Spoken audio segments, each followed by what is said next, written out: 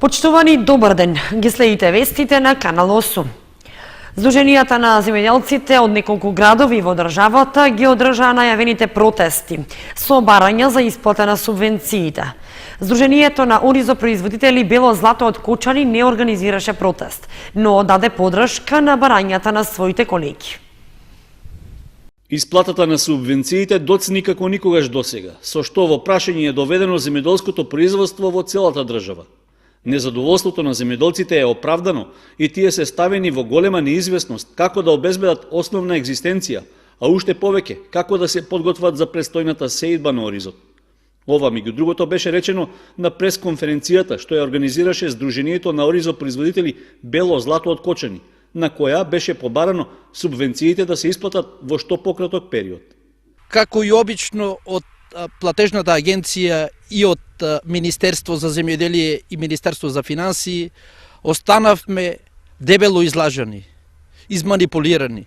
Греовна е сликата на редици, односно колони на изнамачените души земјоделци пред банкоматите, пред комерцијалните банки. Страшно се гледа дека земјоделците ги трошат последните трапенија од излажаната власт.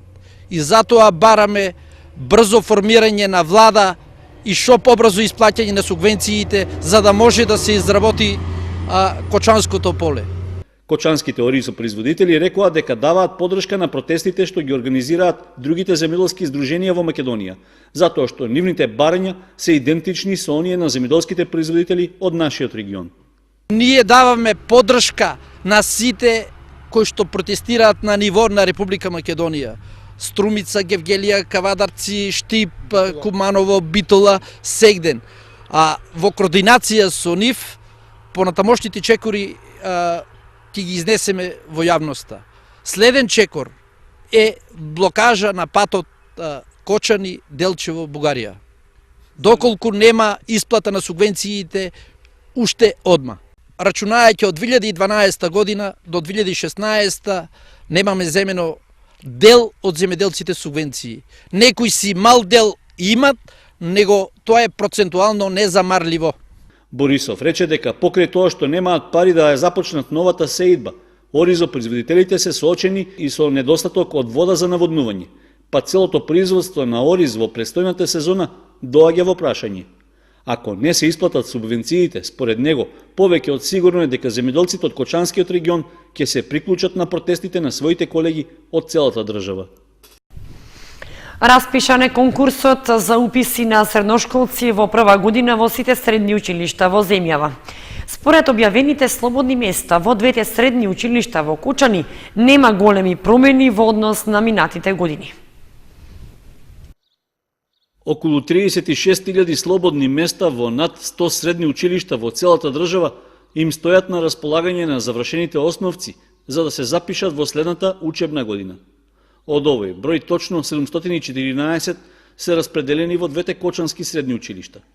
Деновиве излезе конкурсот за запишување нови средношколци, што го објави Министерството за образование. Во него детално е даден описот на сите струки и распределбата на учениците по паралелки. Во средното општинско училиште Лјупчо Сантов во прва година ќе се запишат 272 ученици и тоа во 8 паралелки со настава на македонски јазик. Од нив за гимназиско образование ќе има место за 136 завршени основци, распределени во 4 паралелки и 136 ученици во економско-правната и трговската струка, во исто толку паралелки за занимањето економски техничар. Нешто повеќе нови средношколци ќе можат да се запишат во Гошови Кентиев, каде има 442 слободни места за заинтересираните кандидати. Од нив во машинската струка можат да се запишат 170 ученици, со по една паралелка за занимањата машински техничар, техничар за компјутерско управување, машинско-енергетски техничар, автомеханичар и инсталатер на водовод и заварувач, односно обработувач на метал.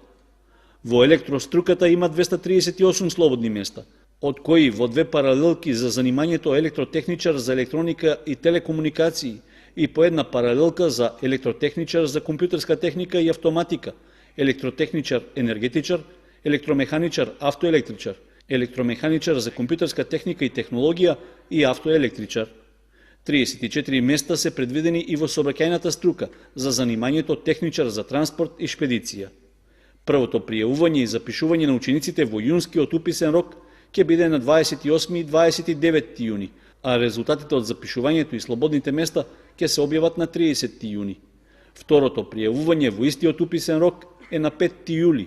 Средните училишта во источниот регион секоја година се соочуваат со намален број ученици. Поради тоа се формираат паралелки под законскиот минимум, а одобрение бараат од советите на општините.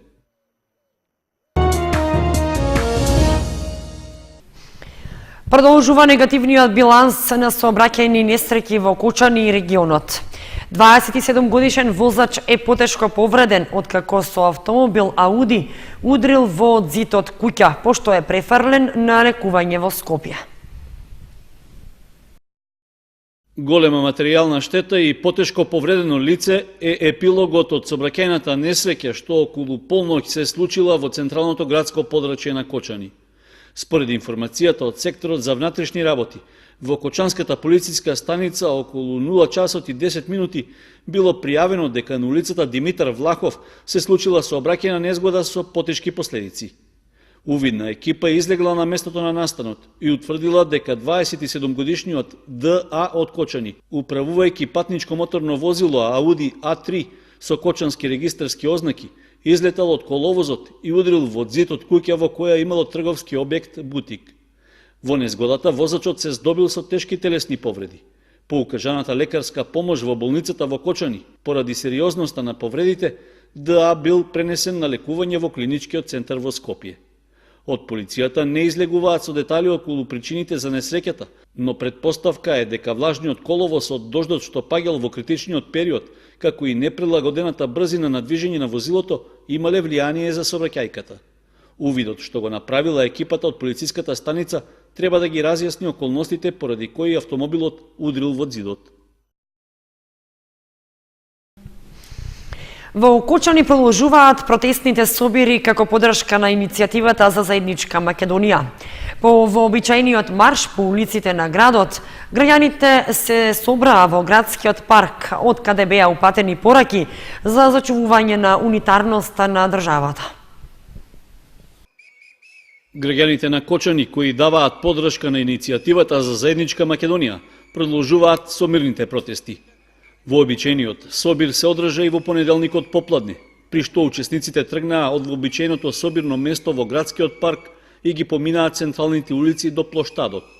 Потоа се вратија во паркот, каде пред споменикот на Никола Карев ги повторија барањата за отфрлање на платформата на албанските партии и за зачувување на македонскиот јазик и сувереноста на Македонија. Ова не е војна во која се слушаат укотници и убиства. Ова е срамна студена војна. Сите засега сме живи сведоци на она што ни се случува. Куршо ми се лагите, кои од ден на ден сите нас, македонците, не погодуваат во срце.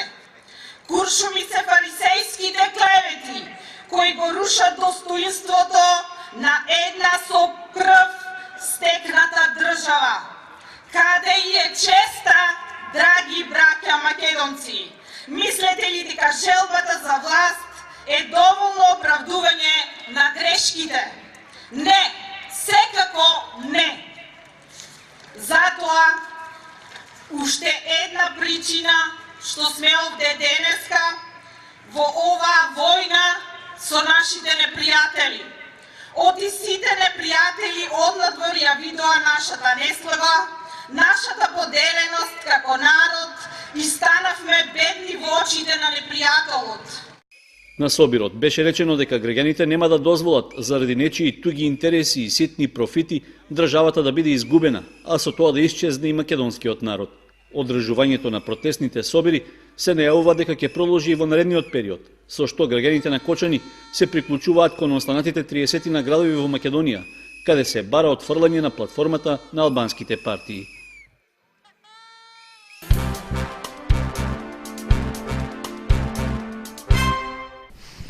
Представата Просидба доби Гран При награда на меѓународен фестивал во Софија, Република Бугарија. Работена е со актерите од драмското студио Годо од Кучани, што работи при Центарот за култура Бели Мугри.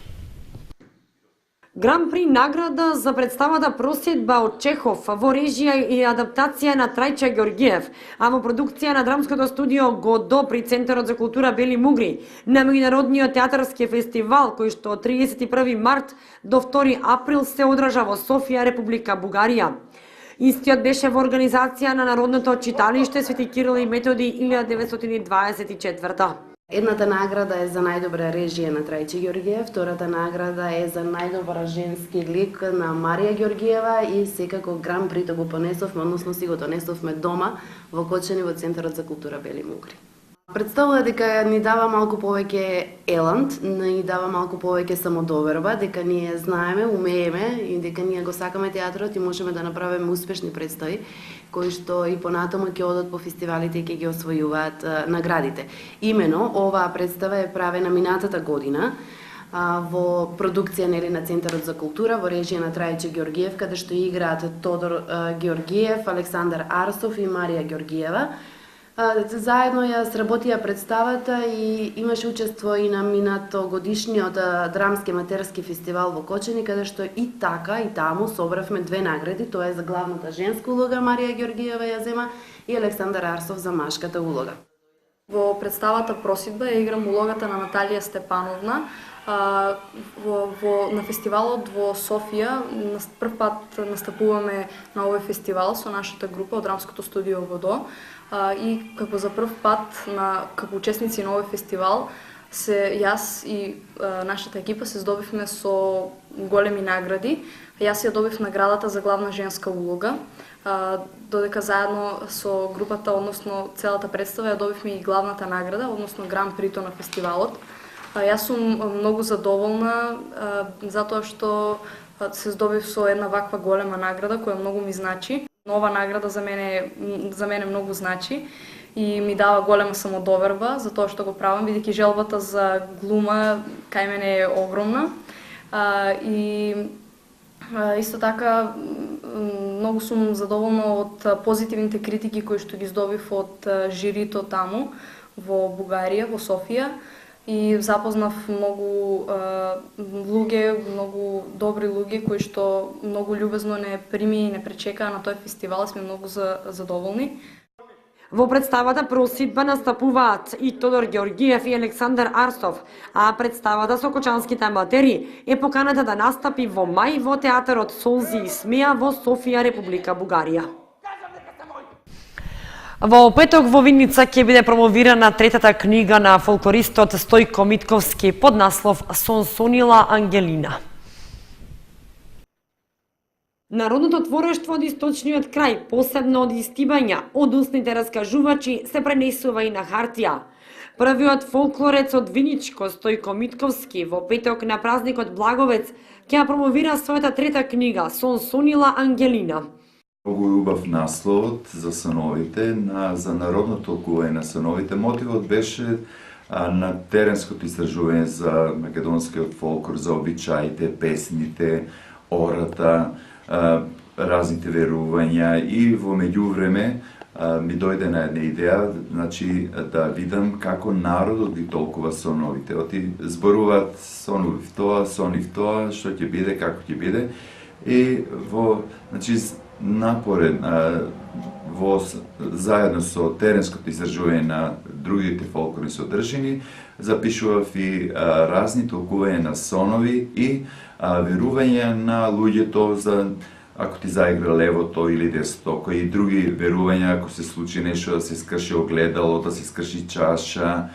И тоа ми беше како мотив да остане за идните генерации, бидејќи во времето на модерното живење, тоа ќе биде како еден остаток да се зачуват за идните генерации да прочитаат за дел од богатиот фолклор на македонскиот народ. Оваа книга, чиј промотор ќе биде професор доктор Александар Димитриевски, е впрочем продолжено издание на првиот наслов кој Митковски го издаде во 2001 година. Промоцијата е со почеток во 12 часот во просториите на Домот на културата Тоша Арсо во Виница.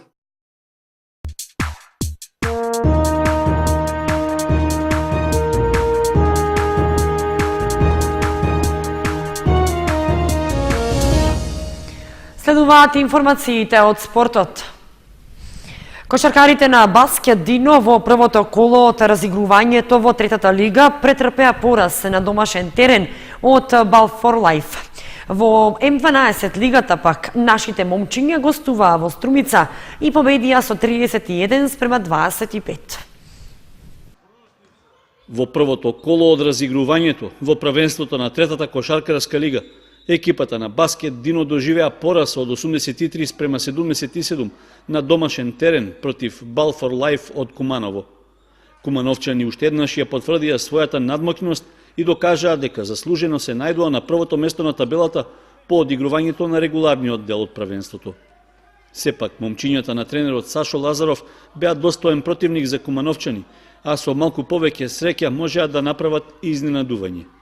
Потврда за тоа е што на 2,5 минути пред крајот на надпреварот тие водеа со 75-72, што даваше надеж дека е можно да ги освојат бодовите.